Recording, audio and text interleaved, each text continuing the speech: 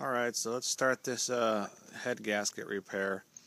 The more I looked into it, the more I thought about it. It was, well, I think I have a bed plate seal leaking oil, so that needs to be done as well. And also, once you pull the heads off, you need to go ahead and inspect the valve lifters themselves. And if those are bad or need to be replaced, then you have to pull the engine anyways, just to go ahead and pop out the rear. Well, basically the whole engine's got to come apart just to change the valve lifters, which is kind of the pain in the ass. So I'm just going to yank the engine out instead of doing it in cab.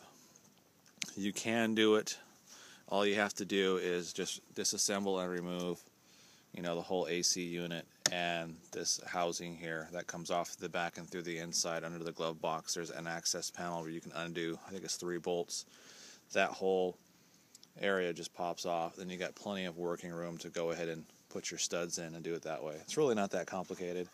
But my thing is, this truck has 170,000 miles on it, and the head gaskets finally went. So I think I'm just going to take it apart, go all the way through it, and see what needs to be done. If the block needs to be machined, I'll do that. But we'll approach that once we get there.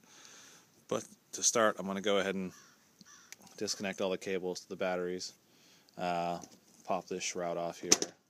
I'll take off the AC mounting bolts, the grill. I'm going to pop all this off so I can go ahead and get to the point where I have to remove the turbo, take all the boost tubes off, all that stuff off, and then I'll go ahead and remove the turbo, and then I'll go ahead and hook up the engine, motor mounts, and go from there and basically yank the engine forward.